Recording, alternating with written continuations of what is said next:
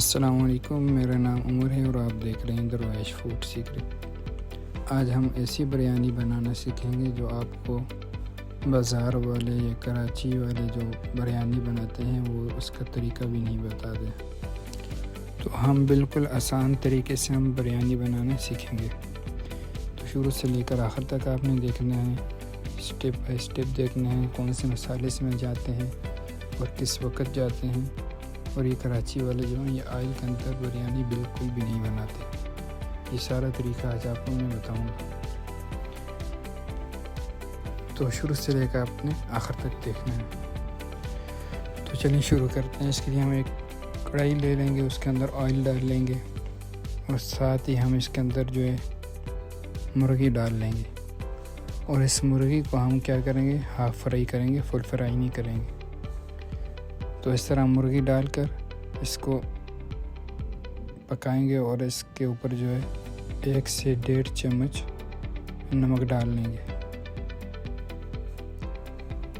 جیسے یہ half fry ہو جائے تو اس کے بعد ہم اس کو ایک پلیٹ کے اندر جو ہے اس طرح نکال لیں گے۔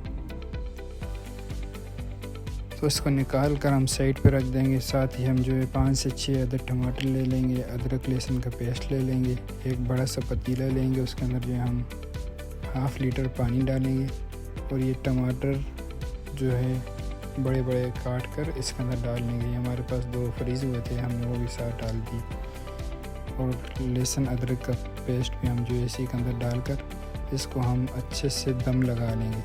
تیز دم لگائیں گے، تیز آنچ پہ، تاکہ یہ اچھے سے ٹماٹر گل جائیں۔ اس کے بعد ہم آ جائیں گے وہی مسالوں کی طرف۔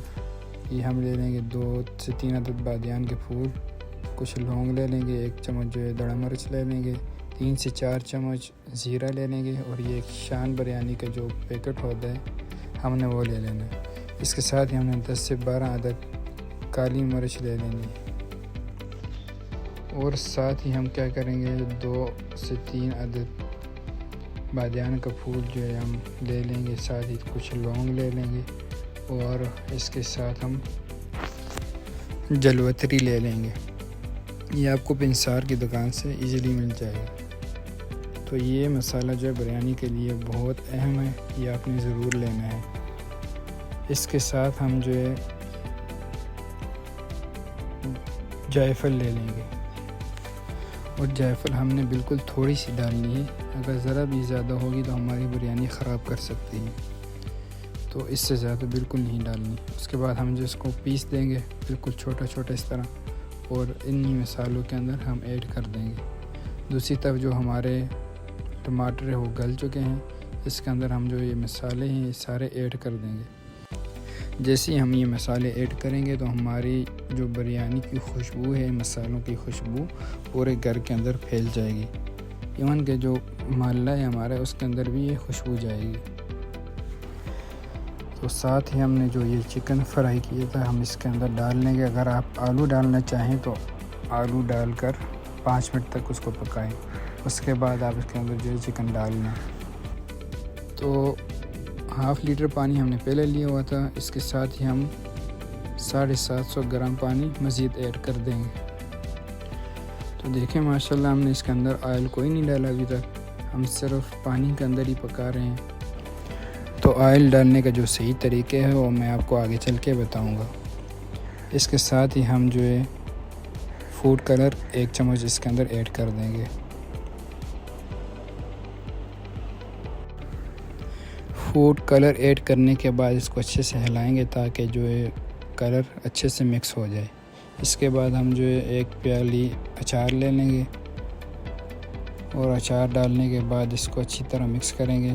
ساتھ ہی اس کے ہم لے لیں گے بریانی ایسنس، یہ بھی آپ کو بازار میں پنسار کی دکان سے یا کریانہ اسٹور سے ایزیلی مل جائے گی۔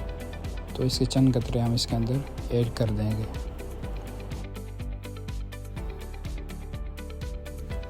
اچھا ایک چیز ہم بھول گئے تھے، اس کے اندر نمک ڈالنا، 1 چمچ جو ہے ہم اس کے اندر نمک ایڈ کر دیں گے اور 5 سے 6 عدد سبز مرچ اس طرح ایڈ کر دیں گے۔ اس کے ساتھ ہی ہم نے ایک بڑا سا پتیلا لے لیا ہے، اس کے اندر ہم پانی ڈال لیں گے. اگر 1 کلو ہمارے چاول ہیں تو اس کے اندر 3 سے 3.5 کلو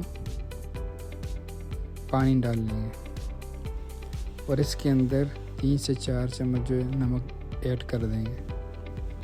اور اس کے اندر مزید کوئی مسالے نہیں ڈالیں گے. بعض جو ہے تیز پتہ, لونگ وغیرہ, آئل وغیرہ ڈالتے ہیں, ہم کچھ بھی اس کے اندر ایڈ نہیں کریں گے. تو اس طرح نمک ڈال کر اس کو ہم ابلنے کے لیے چھوڑ دیں گے. تو دیکھیں ماشاءاللہ سے ہمارا پانی جو بوائل ہو چکا ہے. اس کے اندر ہم چاول ایڈ کر لیں گے. یہ ہم نے سیلا چاول لیے ہیں, اس کو ہم نے 2 گھنٹے پہلے پانی کے اندر بھگو کے رکھا تھا. تو اس کو لازماً پانی کے اندر 2 گھنٹے کے لیے بھگو کے رکھنا ہے. تو اس طرح اس کو جو ہے ایک دفعہ ہلا کر ہم ڈھک دیں گے اس کو پکنے کے لیے.